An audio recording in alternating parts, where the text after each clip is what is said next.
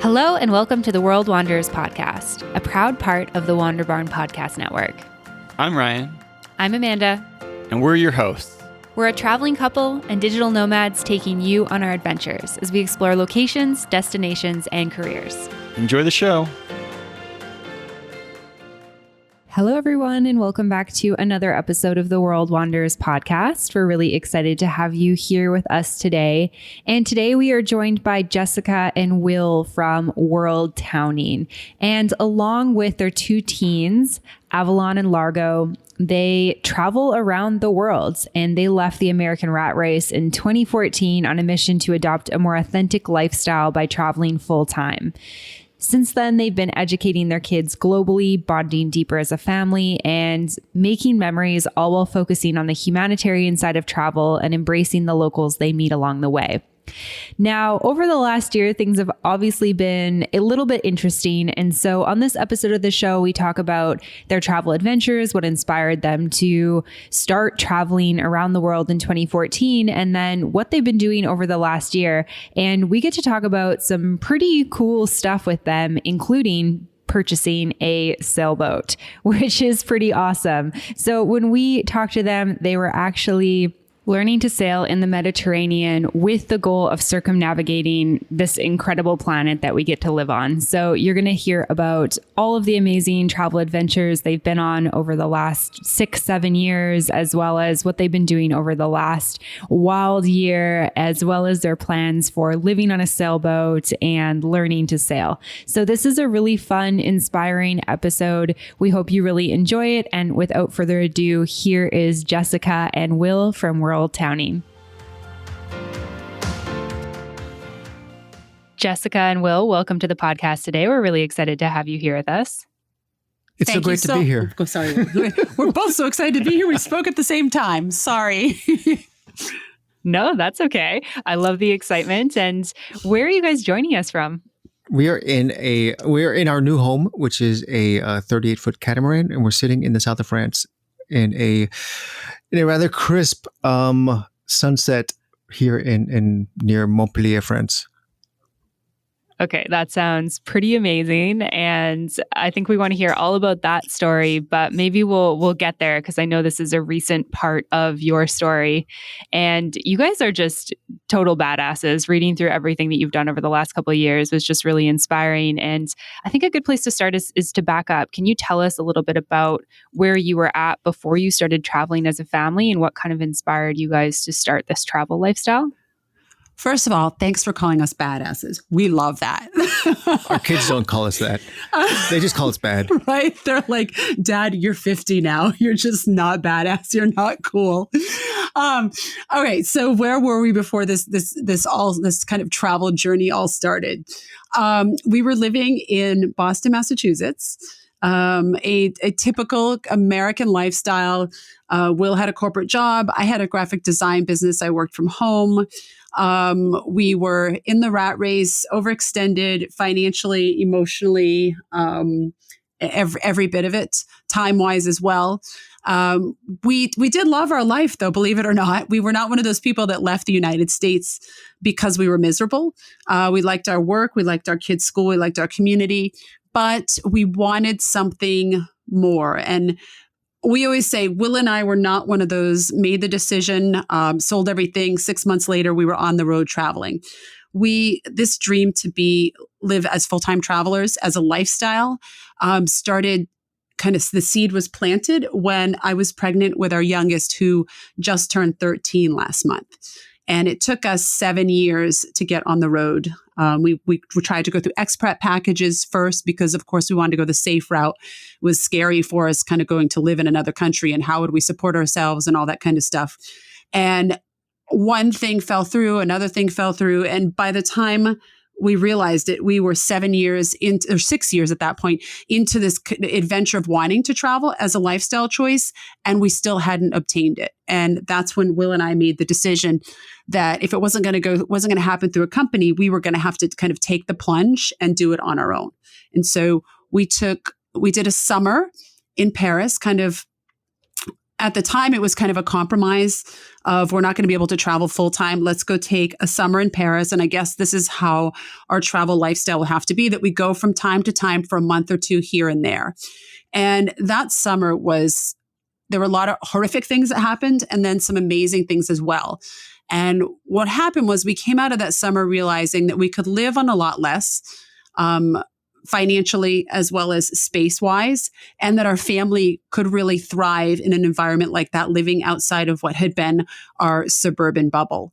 And at that point, when we came back to the United States, we made the decision that we were going to go and kind of try out this travel lifestyle 12 months later. And long story short, 13 months later, we left the United States to spend 1 year in Costa Rica. And that was a little over 6 years ago. And we're still out here.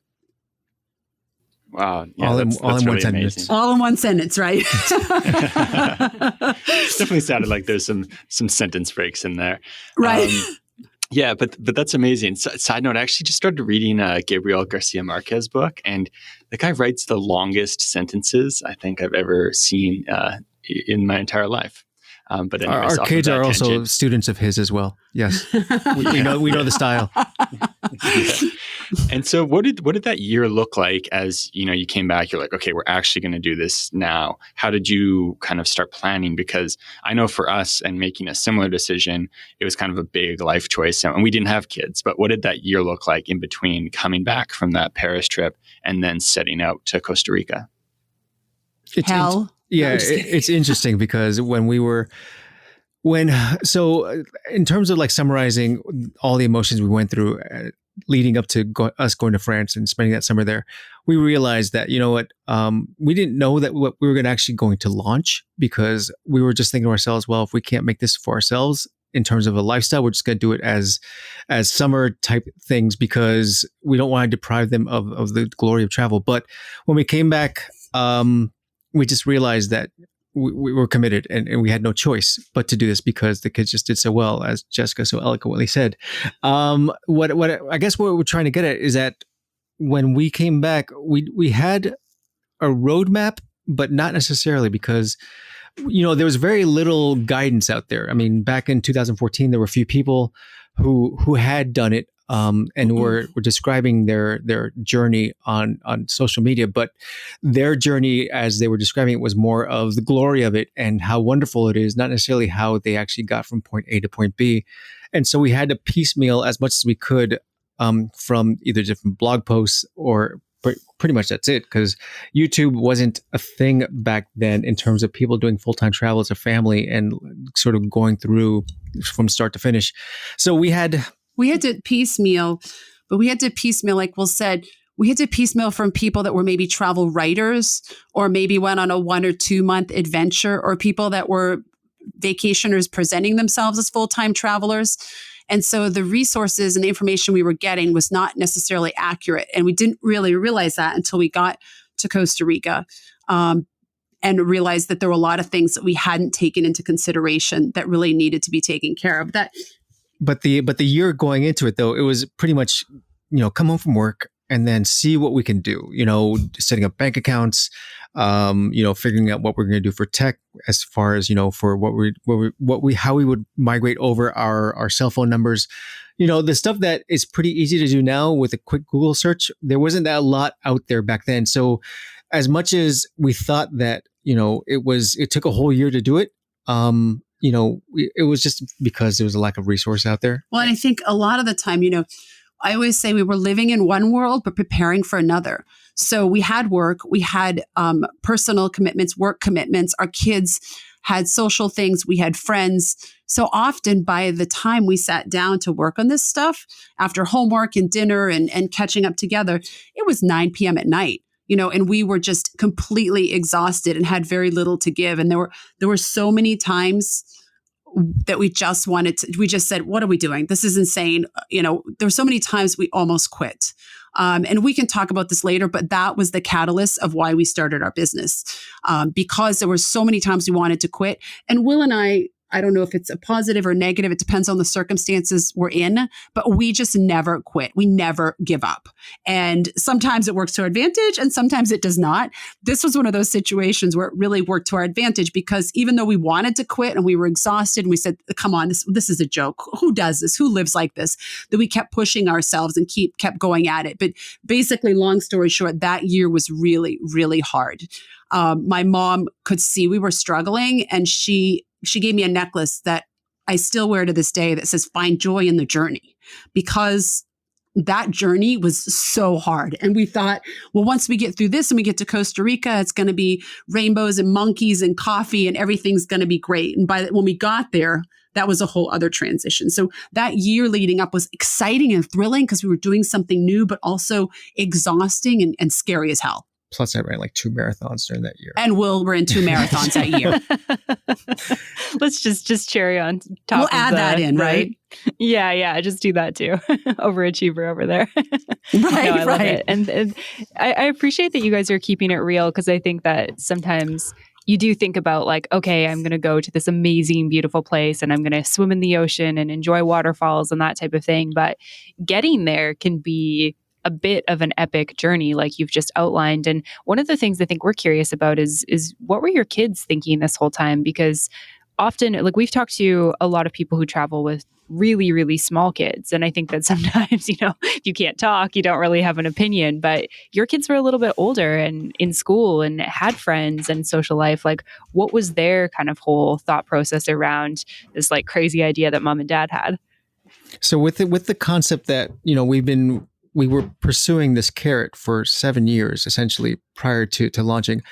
We were also cluing the kids in that one day we're going to travel, one day we're going to take off, this will happen. And there was very, every single time that we said it, the kids are young. So they're, okay, we're going to travel one day.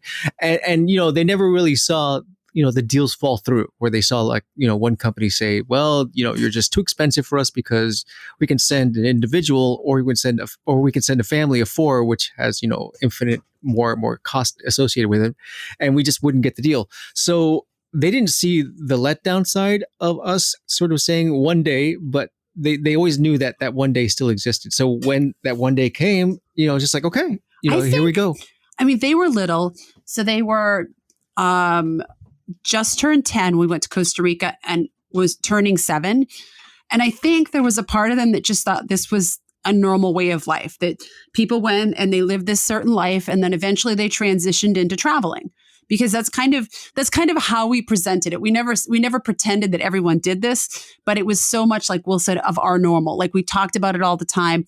They were educated with a global mindset since they were in preschool at age 3. They went to different language schools. They went to public school. They went to an international school. So they had a lot of diversity and kind of the best we could get from a global education while still living in one spot. So the transition, like I said, they were little. The transition for them was seamless. Will and I had a harder transition, but for them, it was completely seamless and really quite amazing. And so did you guys go from like them being in a normal traditional school to homeschooling? Or what was that like in terms of like the education side of it? We essentially did. So when we were thinking about going, we knew that we had to homeschool at least our eldest, because she was requesting it, right? And we were embracing it quite a bit, because we saw what the group dynamic was turning into back in Boston in terms of group think and sometimes bullying and so forth and so on. And we were just like, maybe it's time for her to sort of develop on her own accord and maybe make her own judgments of what she wants to be. But she asked for it. And this is the funny part. She started talking about it. And I was like, no way in hell. Not because I thought there was anything wrong with homeschooling, but to me, that seemed like something that Will and I were absolutely not qualified for. Will went to an all boys parochial school, and I I grew up in a small town in Maine. And I just couldn't fathom that we would, even though, we're educated people and we're lifelong learners and we love learning, it seemed like something that was so out of touch that we could never possibly do it. She wanted it. Will was 110% in, and they just kind of had to convince me. And so once once I started, like with anything in life, right? Once you get a little bit educated in it, you realize, okay, this is possible. This is obtainable. If someone else can do it, I can clearly do it. And so once I started the learning process of how to do this, I absolutely fell in love with it. And she thrived. Now, the youngest would have wanted to, we didn't give the youngest an option to be homeschooled, because our thing in our family is we're really into languages and language learning. And so the kids at this point in life are fluent in 3 languages. In order to get them to that point, we needed to start, we felt it was necessary to start young. You don't have to, but that was kind of part of our philosophy. So we required them to be in a language school until they were age 10. And so he was only 7. So we put him in a Spanish. They already spoke French. So we put him in a Spanish and French school in Costa Rica and Ecuador. And when we moved to France, and then she was homeschooled for the first 2 years. And then she requested, hey, I think I want to try out middle school. I want to try out having a locker and changing classes and all that kind of stuff. And secretly, Will and I are like, oh no, we don't want her to go. We don't think it's going to be a good fit. But here's the thing. We never said anything to her. We didn't say no. We didn't say yes. We said yes. We didn't give our opinion that we didn't think it was such a great idea, because we wanted them to have choices in their life. We had kind of had these rules with education until age 10, and then we wanted them to have freedom to make choices. And she went, and if you ask her, she'll say, no way. It was France. I hated the bureaucracy. I'll never do that again. But she did gain some stuff out of it as well. So I think the experience from what I thought it was going to be for her and what Will thought came out better than we thought. And she learned a lot about what kind of style of education she wants and what she likes and what she doesn't like and all that kind of stuff. So that's kind of the long version of, we homeschooled one initially. And that was, like I said, a huge, huge learning curve, but we got there. And then over the years, we've just kind of been refining it as time goes on. Yeah. I love hearing that, and just kind of looking at like your 2 kids being different and giving them some like authority and some decision into their own education, I think is really awesome. And also having them be fluent in 3 languages, by the time they're teenagers is also pretty cool. So I think that that's definitely stuff that if they're not thanking you now later in life, I'm sure they'll be grateful for it. And one of the things that I'm curious about is you guys mentioned, that year before and then heading down to Costa Rica and that being a transition. What did it look like for your family to transition from like, okay, we've been doing this prep for so long for this trip, and now we're actually on this trip? I think there's only so much you can prepare for before you launch. And I think that's the big takeaway, is that, you can get everything taken care of, from technology to bank accounts to how am I going to handle my mail, visa. Yeah. But the emotional side of when you're actually, starting on day one, it sometimes will take you for a tumble if you're not prepared for it. We were not prepared for it. We thought we were prepared for it. We thought, we thought this is going to be great. And I mean, what I'm trying to say is that, we changed everything. We started homeschooling. We never did that before the kids went to school. I left my job. I didn't have, without sounding sort of a little presumptuous, but I didn't have a purpose at that point besides my work. Right. And that was, and going into a world where I don't have a job and I'm trying to get a job. It's kind of defeating, because you're like, wait a minute, this is kind of weird. That was a really challenging time for us. I had been working from home for a decade, and I was able to take my business to Costa Rica, and we left with my income and with him without a job. But like Will said, he felt he had no purpose. So we moved to this country where he is the only one who speaks the language. So he has to translate everything. We have a kid that we're homeschooling, which is one thing. And now all of a sudden, Will is like in my ear, yapping. And I'm trying to work. And I'm like, oh my God, I'm going to kill him. That's what I did like. And he loved that. And I was like, what have we done? I was like, look at my new cubicle mate. She's cute. And I'm like, Will, I'm running a business. I have to work. And he's like, well, this happened with the car, and I have to translate this document from the gynecologist, and all this kind of crazy stuff. And it was every time we change the style of travel, there is a transition. And right now we're in our 3rd transition. And to be completely transparent, it is no different than the other 2. We think we're going to get better at this. It's going to be easier, but there is a tremendous transition. The only thing that hasn't been difficult in the 2 transitions after that were that we were already homeschooling. And Will and I, we're really notorious for kind of biting off more than we can chew. And then we swim against the current for a while and we come out, we come out surviving. But at that time, we were not even remotely emotionally prepared for this is what's going to happen. All of a sudden you have a kid at home, you're schooling, you're trying to work, you don't speak the language. Your husband doesn't feel, he has a purpose or a place. And it just disrupted everything in our life. We're really selling it, aren't we? Well, we're still out here. So everyone should do this. Anyone who's listening, this story does have a happy ending. Okay. We're still together. We still love each other. Most days we don't want to kill each other. And the interesting thing is that at this point in our life, we do let the kids see us sweat and see where our difficulties are and how we resolve things because they're older. At that point, we did not think that was something that a young kid should be dealing with. So we kind of kept our struggles to ourselves. And I think it really benefited us because the kids had such a great attitude about the experience and were not jaded or not saying, well, this isn't like the US or, oh, this happened with the computer or this happened with the car and blah, blah, blah, blah. They had such a great attitude and were very positive. And we sheltered them from that. And it took us a good 5 to 7 months to really find our way. I mean, each day was a step closer, but it took that time. Now, the happy part of this story is that the next transition we made to Ecuador was seamless. Not only was it seamless, the kids and I packed up and did it without Will because I gotten rid of him. I'm just kidding. He was working. He was working in Hong Kong and he was away on a trip.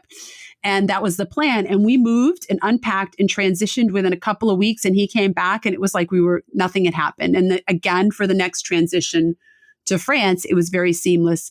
And then we bought an RV and moved into an RV and transition hell happened again because now we had to homeschool 2 kids, which we had never done before. And we started our business, WorldTowning. So, as you can see from kind of the patterns here, Will and I aren't very smart. We don't learn our lessons. And now we've bought a boat in COVID times where, obviously we have a travel run business. So, it's got, and I'm kind of jumping ahead, but that's just to kind of give kind of the overview of the picture of the transitions and how we've handled them and we've survived. So the happy ending is that we survived and we've grown closer as a couple and as a family. And there's been a lot of kind of conflict and resolution and problem solving along the way between us individually and as a family. We're writing a book as we speak, and we're going to sort of share nice. all that. No, we're kidding. No. He's kidding about the book. We keep getting requests for that. And I'm like, I just need to learn how to sail this boat. I can't even think about a book right now. Yeah.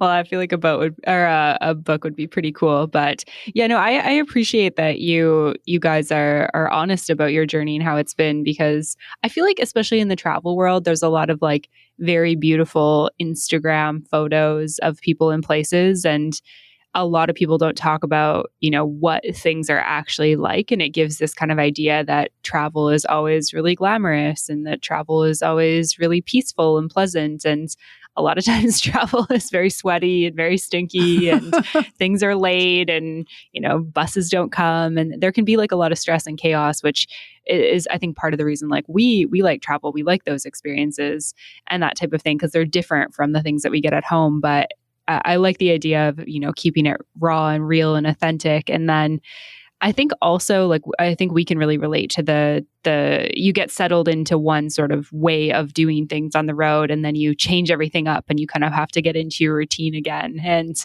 we are slowly starting to get that down. But like you guys mentioned, it's like we still have to work at it every time we kind of go to a new place or go on a new trip or something like that. You just have to get used to being uncomfortable. And that's the really big hurdle to overcome, because every day is an exercise in learning yourself better. And you start to figure out sort of what are those things that, because you wake up every day going, today's gonna be a great day. It's gonna be awesome. And then something happens, because when you're living like a full-time travel lifestyle, you realize that nothing is predetermined. There's no routine that is, that you can hang your hat on. And when things go wrong, sometimes it takes a whole day just to remedy that one issue. Yeah, are you referencing the toilet breaking on the boat 3 times in 1 week, or kind of? Listen, everyone has to learn that we throw the toilet paper in the waste bin. We don't throw it inside the head. We got to put up a sign. I think, like Will said, Will and I really, really thrive and feel alive being uncomfortable. But it has taken us a while to get to that point. And within the transitions, it's still quite difficult for us. And I think, I don't want to kind of say that the age has a thing to do with it, but I will reference us and say, as we're getting older, it's harder for us to transition. And so we continue to push ourselves to do it because that is when we feel the most alive. And that's when the best experiences happen. And that's when we share things with our kids and they grow immensely, is from kind of being out of that comfort zone. We always say to our clients, if you're going to live this life, you need to be able to be an unknown, because most of the time you're not going to go into that restaurant or that coffee shop and someone's going to say, "Hey, Joe, how you doing today?" And you need to be able to suffer a little. And our clients go, "Oh, suffer. Oh my gosh, but that's not what I signed on for." But we say it's a little bit of suffering, and the reward there is so immense that you don't even remember the suffering. It passes, one day's tough and then the next day something amazing happens. I'll give you an example. Yesterday was a pretty tough day for us. It was really, really cold. We're learning the systems on the boat. We're trying to work. We're trying to manage a lot of emotions right now because we are actually in lockdown in France. So we don't have any social, and we're used to being very, very social. So it's tough on everyone in the family. Tensions are high. Today, we did something new and we climbed the mast on our boat. The kids actually did it, and we changed a light bulb. And it just felt, I didn't even go up there, guys. And I was just like, I feel so alive. Just watching our kids kind of tackle this and go up there fearlessly. And then they used the screwdriver and unscrewed some things and replaced the light and came down, and they were alive. And Will and I were alive. And we're like, okay, what happened yesterday that we were so upset about? Like, you just, you move past these things and through them because the reward is it's so amazing what you get from travel. And you guys know this. Like, I'm not telling you anything you don't know. So that's a key Instagram moment right there. Right? That's exactly what we want to share. We're not going to share yesterday. No, that's not good. No, but going back to your comment though about sort of being able to share the realities. This is why, myself personally, I love the podcast format, because a podcast format, you can dig deep into a topic and really sort of, every moment has a silver lining, but it's hard to sort of get into the nitty gritty and then sort of show how that silver lining materializes on 240 characters or whatever the case may be. The podcast, I love this because we can really get into this and sort of share, how maybe deep you can get and dark sometimes, and then sort of how amazing this outcome becomes and that it's worth the journey, and so forth. And I think too, if we're, you said we're very honest about things. I think we're not doing anyone any good presenting this as, we're at the Four Seasons and look how fabulous and look at this great Instagram shot of us. We're not helping anyone. And we love travel and we believe it is obtainable for everyone, not just the rich. So we have to present kind of the good, the bad, and the ugly. Now, we've had clients that have transitioned seamlessly and they're like, "It was fine. What are you talking about?" And then we've had clients that have transitioned and it's been so horrible. Within 6 months, they're back in their home country. And guess what? They end up coming back out again because they realize, okay, that was just the transition. I can do this. I'm stronger now. So as someone in the travel sphere, through our business, through YouTubing, through Instagram, traveling with a family, it's really, really important for us to be honest and share kind of the good, the bad, and the ugly, because we want to help more people come out here and do this. And if we're only presenting the good, someone's going to come back one day and go, this happened. And we're going to be like, well, yeah, I guess sometimes it's bad, So it's really, really important for us to be honest with people. Yeah, 100%. And so, Jessica, you had mentioned some of those like phases and transitions that you've taken from Costa Rica to Ecuador to France to RVing and now to sailing.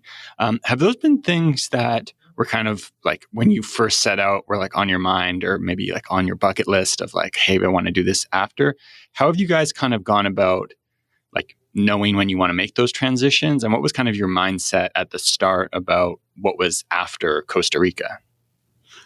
We kind of, right, well, I've always had kind of a 2 or 3 year ahead game plan, but we've always allowed room for flexibility. And this is a really interesting question, and one I'm glad you asked, because we've kind of had this plan, but COVID kind of threw a wrench in that. And so we had to be flexible. So when we started out, we knew we wanted to kind of slow travel and live in a country for a couple years at a time. But in the back of our head, we knew we wanted to RV to some extent because our kids had always begged to do that. And when we left the United States, we said, if we can figure out the financial aspect of having, make sure we're able to financially sustain this and we have money for an RV, we will do it. So we kind of knew that we were going to slow travel for a couple of years, that we were going to RV, but we didn't really know kind of where we were going to RV and how long we were going to RV for. Or what we were going to see. And right. When we actually got into, it's funny because the plan for the RV was always just let's just let this sort of do a passing of the time thing for a year and then we'll sell it and move on, because we had our hearts set on Asia. But when we actually got in there, we had first of all, we bought the first RV we got in Europe. First of all, buying an RV in Europe is a challenge in itself, especially for non-European. But the first one we got was a Lemon. It was a complete The guy who we took it to get service the day after we got it, he said, "You paid what for this?" And so we realized at that point that, okay, maybe this wasn't the wisest move from day one. Luckily, we got our money back from the original one, and then we're able to buy something that was a little more robust. It still is tiny. The RVs in Europe are 20 feet, if not, a tiny bit bigger. Ours was 21 feet. So our family of four crammed into something that we knew that would sort of treat us well in terms of not breaking down. But because we paid more, we realized we had to up the ante in terms of what we wanted to do with the RV. And how long we wanted to be out, because Will, being a former accountant, he said, if we're going to pay a little bit more for a nicer rig, then we're going to have to stay out here longer to make it worth it. So the plan was kind of Europe for a year in an RV, but we were flexible enough to say, okay, now this all happened. Now it's Europe in an RV for 2.5 years. And we're going to set a goal of visiting every country in Europe. So that was kind of that was our we were flexible within our kind of our idea. And then the plan after that was to do Asia. But when we said Asia after the RV, we didn't really know in what capacity, but during our time in the RV, we were able to kind of refine that. Our kids were getting older and we said, why don't we do a year in Asia and let everyone pick their 3 countries that they want to go to? We'll spend 1 month in each country. And so that was the plan. And that's kind of where we were headed. We were there when COVID happened. And we can probably talk about that a little bit later on. I just want to make sure I kind of get this question because I think it was a really great question. The sailboat was always in our plan as kind of the end game. So after we were satisfied enough, because we'll never be completely satisfied with land travel, we wanted to start traveling by sea. And we realized that once we got on the boat, we would probably be doing less land travel unless we kind of docked in a marina and went and kind of did some land travel for a month, because we didn't want to pull it out for 6 months or a year at a time and have that kind of that storage expense on it. So there's always kind of been this plan, but we've been flexible within it because the boat was really not supposed to happen for another year or two. And that got accelerated because of COVID. Right. Our plan was to be, once we got into Asia, we arrived in Japan at the end of February. Well, welcome COVID at the end of February. And next thing you know, our 12-month excursion going to 12 countries turned into 5 months in one country only. And we had to sort of go back to France, which is where we had a lot of the stuff we left behind in terms of duffel bags and so forth and so on, to go ahead and figure out what the next move was going to be. And once we got back to France, we had thoughts in our head as to what we wanted to do. The first thought, the prevailing thought, was that let's go ahead and do a home remodel. Let's go find a barn house in the middle of Normandy and in the countryside. And the plan was not to stop full-time traveling, but from everything we had read, we knew COVID was going to be here for some extended period of time.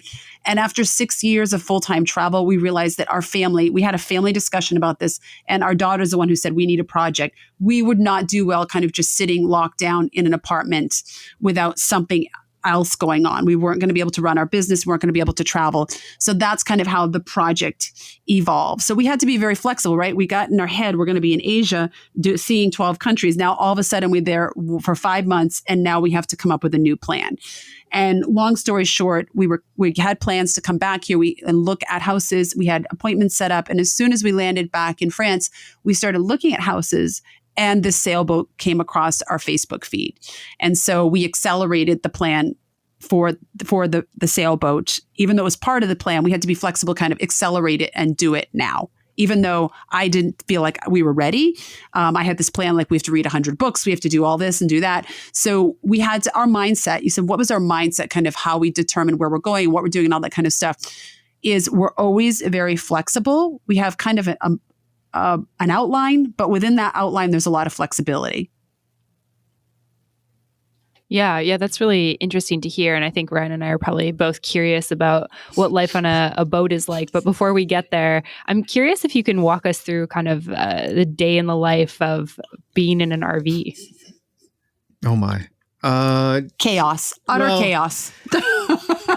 Yeah, I feel like it's like a small space for a family of four. Did you guys feel that, or was it good? Yeah, that was part of the transition. But that's part of the charm as well. Yeah, you know, I'm glad you said that. And I think you should handle this one, because I think that's perfect. Because, I mean, right now, sort of fast forward to where we are now, we're in a catamaran, and, you know, each kid has their own cabin, and Jessica and I have a cabin. And, you know, it's the way that things are predicted to be, ought to be. And, you know, when we actually look back, and we have this question every now and then within the table, as we have dinner, it's like, you know, what do you like more? Did you like more sort of our life when we were at one place for a year, or the RV, or here on the boat?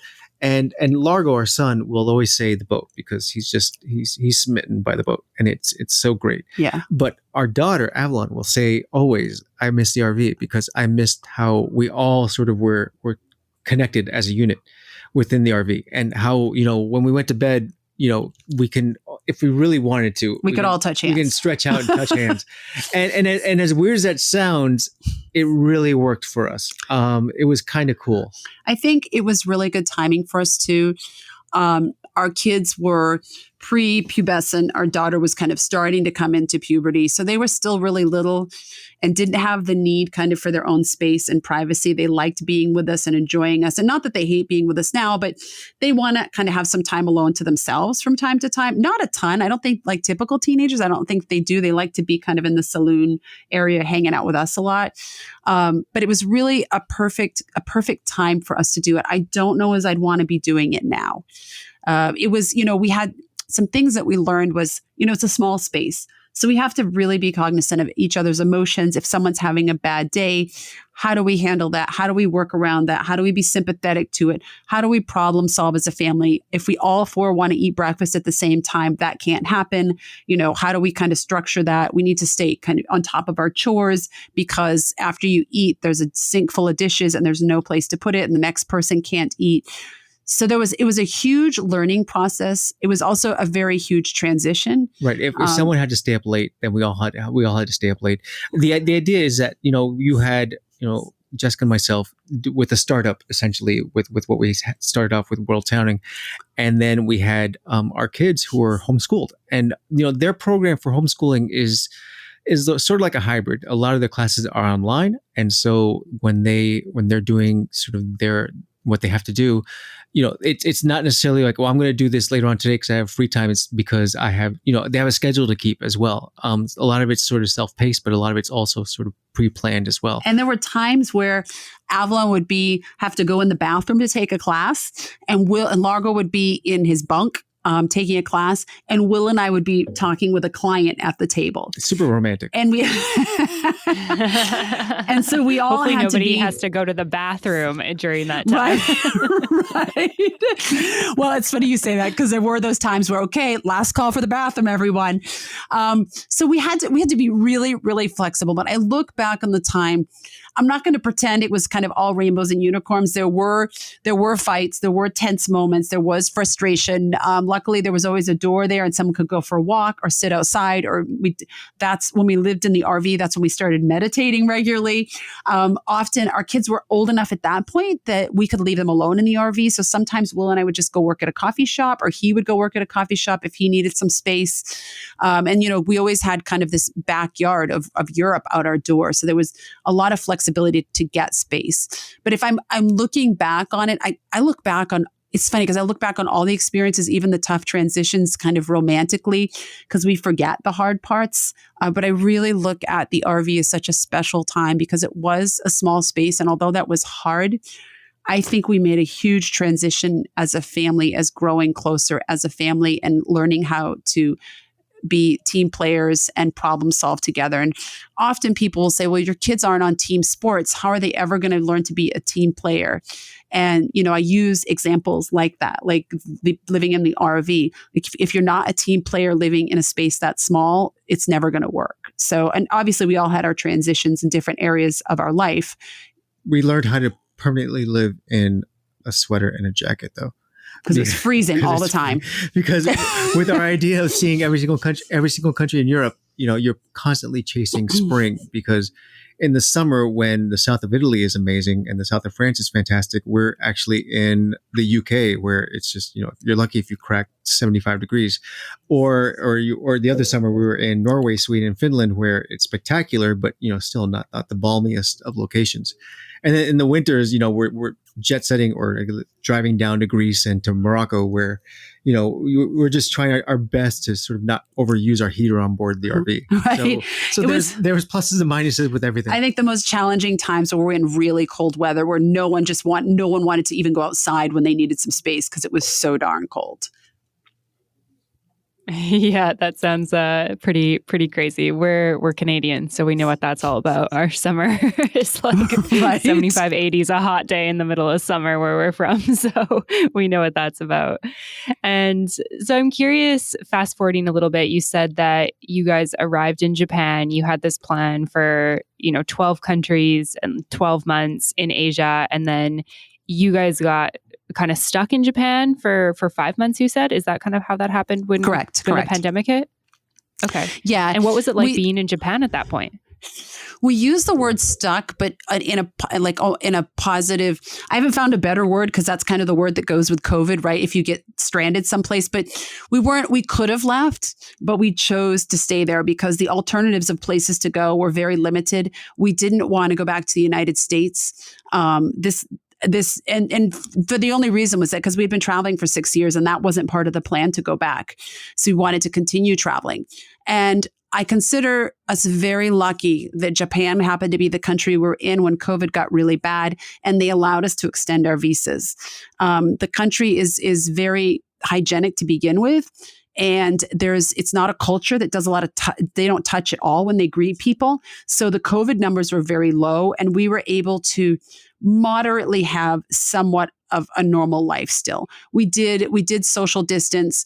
We stopped going to restaurants and kind of stuff like that. But we lived in a place where we had a huge mountain behind us so we could hike.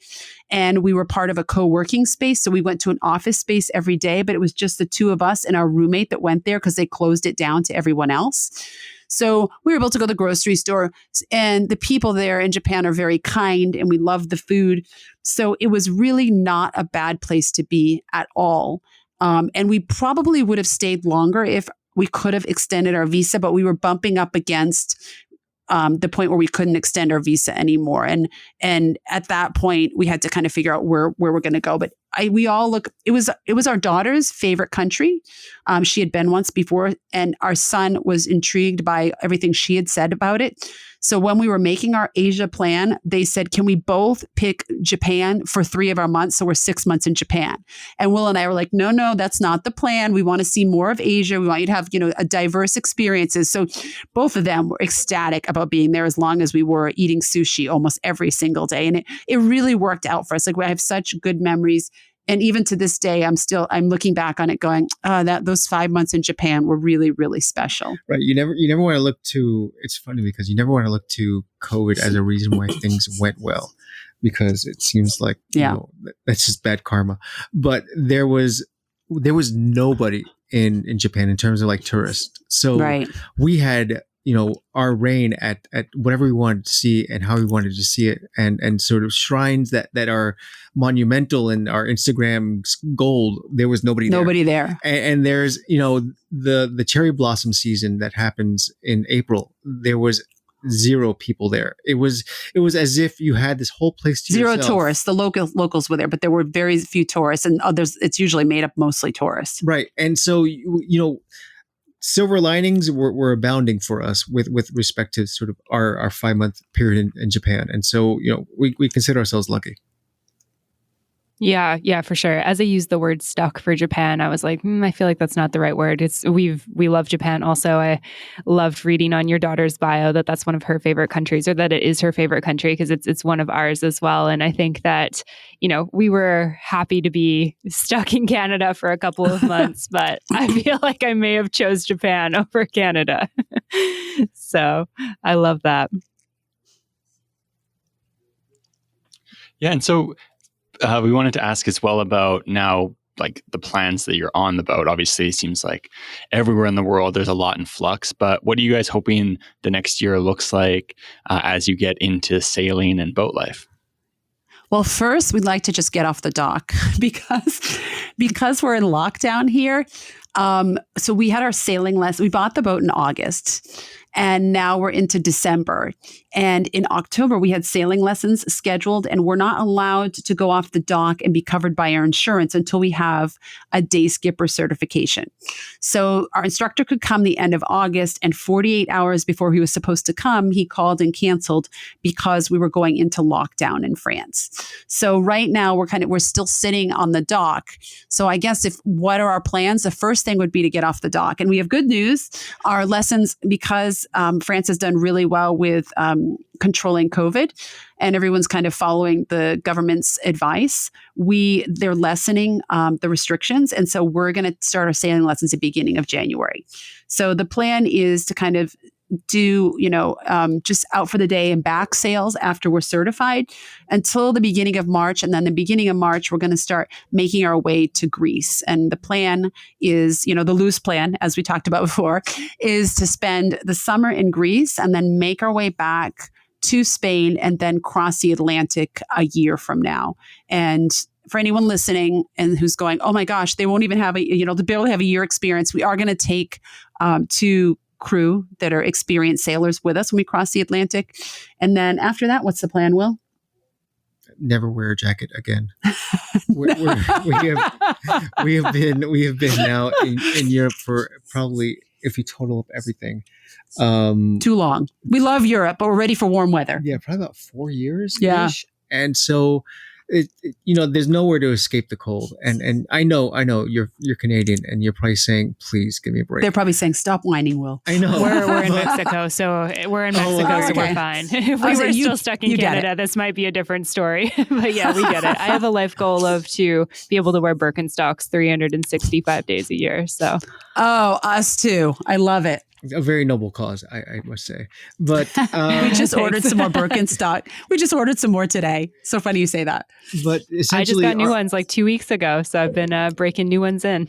I love it. So nice. But essentially, our goal is to eventually circumnavigate. So, assuming all goes well and we have the ability to cross next November, we will be in the Caribbean for quite some time. I think probably until April of that year, and then do another crossing. And then go across the Panama Canal. I mean, this is all a fluid plan like anything else, because we do have a business in which we do have group trips, and we're planning on having them, commence again in 2021.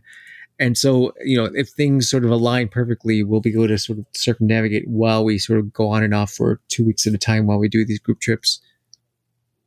Yeah, amazing. I mean, I hope that you guys are able to do all of that, and very exciting that you'll be able to start your lessons again soon. Because I would imagine then, so you guys bought the boat and you haven't really even been able to do much actual sailing with it so far.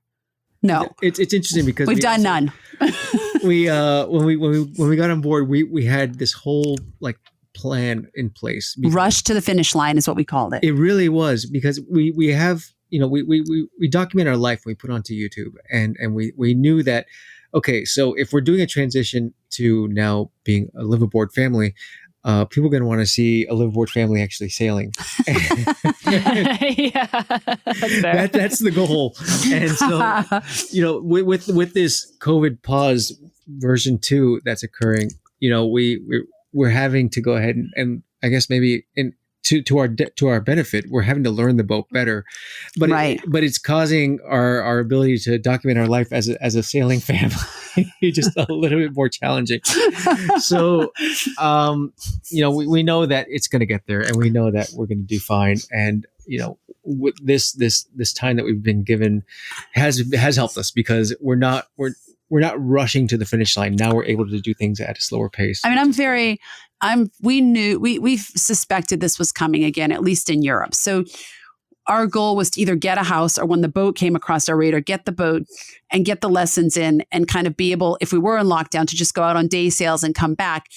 Because we hadn't planned on buying a boat and just taking off, right? We wanted to learn and kind of have a home base to come back to until we felt confident and comfortable.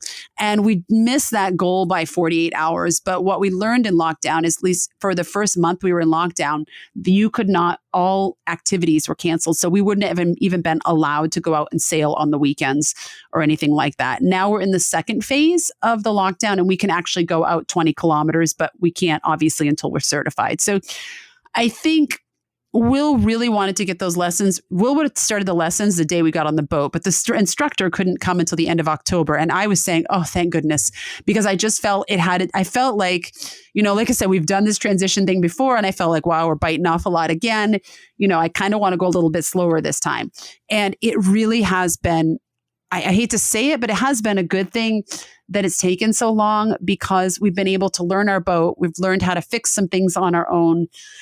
Everyone's kind of normalized a bit, and we've had a little bit more to deal with during this transition, because since we are in a lockdown, we're all really missing people. We went from traveling full time to, it was a gradual stop kind of in Japan. It went we still saw people on the street. Now we don't see people at all. And it's really, really difficult. Like everyone else is having different hard points in different areas of their life, because everyone's life has changed considerably. And for us, there's kind of this myth that traveling kids and traveling families don't socialize, and they're very isolated. And that's not accurate at all. And it's definitely not the case for us.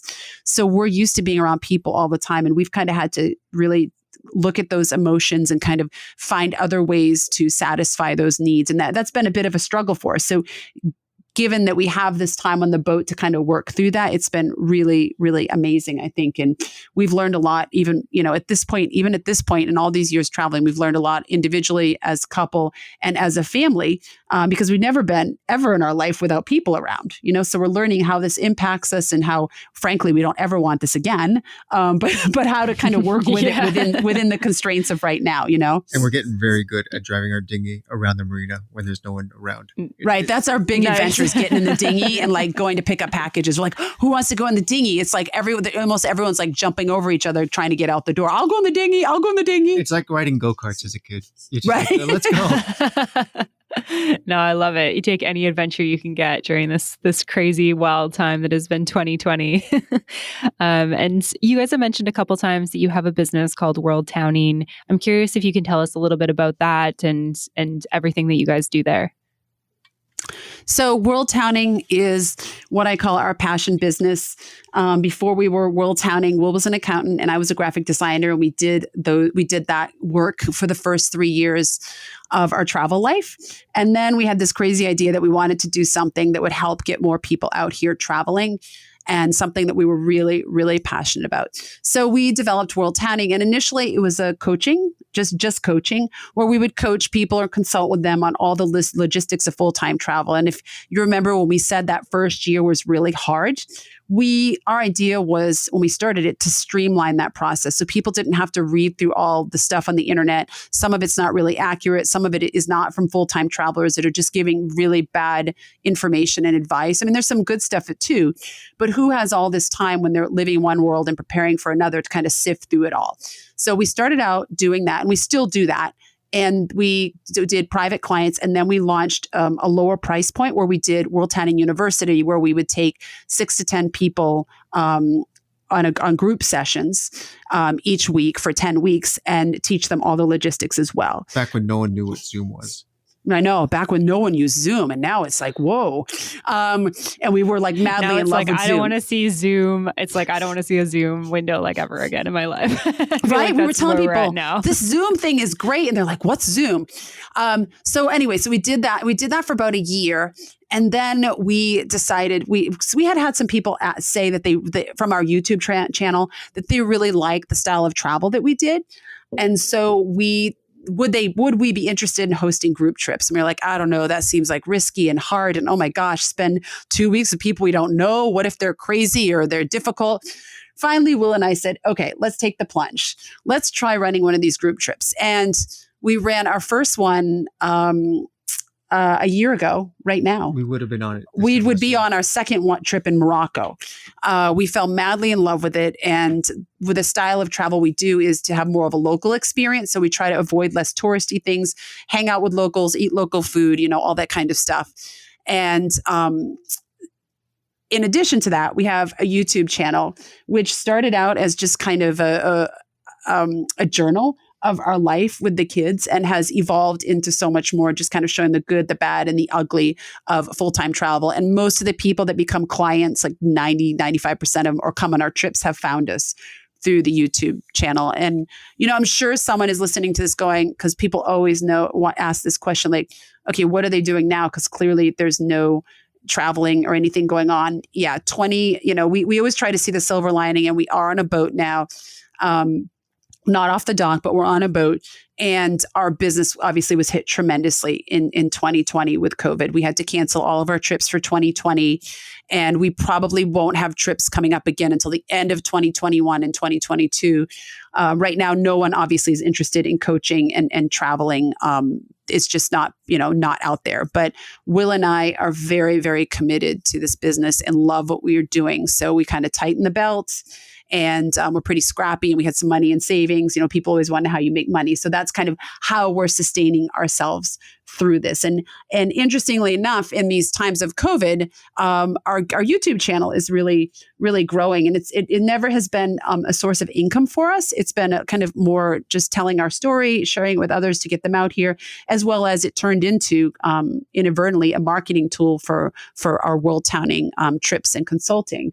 But it's growing. The channel's growing, and it's been really, really fun because the community is quite amazing and kind and supportive and helpful. And those that are sailors are offering a lot of great information. So that's kind of in a nutshell what we do and our brand. And Will and I we're on this quest to just get more people traveling in any way that we can do, because we really believe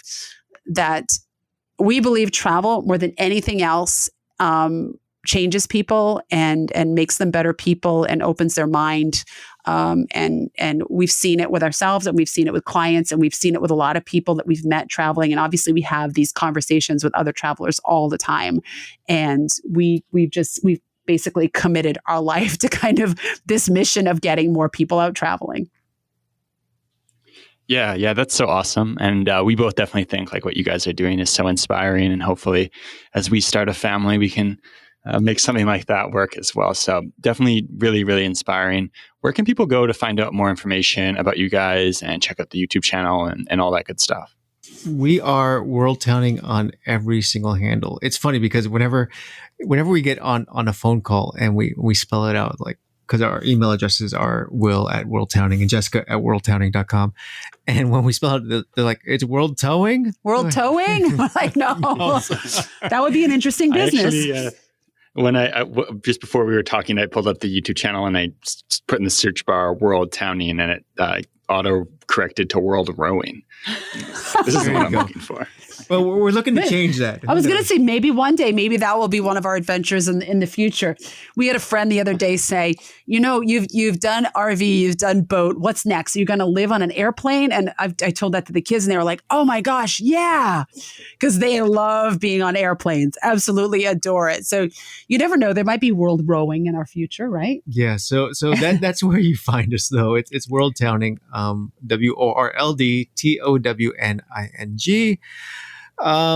Everywhere you go, except for, we have Twitter, but we're not very active on it. And we actually have a TikTok account, but we've never posted. Yeah, we're terrible dancers. That would be really bad. And I don't even know. So yeah, basically just Facebook, Instagram, YouTube. Yeah. Amazing. Well, we'll make sure that there's links to all of that in the show notes. And thank you guys so much for your time today. This has been a really awesome conversation, and we're excited to follow along as you guys get out on the water. Thank you so much for having us, guys, and have a taco and a margarita for us in Mexico. Oh my gosh, we are please. missing spice. Definitely will. Thanks for listening to this episode. If you want more, make sure to check out the World Wanderers Insider, available on Patreon at patreon.com/theworldwanderers. For show notes, head over to theworldwanderers.com. Find us on social media at The World Wanderers Podcast, and join the private Facebook community at World Wanderers, a community for travelers. You can always get in touch with us at info@theworldwanderers.com. And if you enjoyed the show, don't forget to subscribe and leave a review. It really helps us find new listeners. See you next time.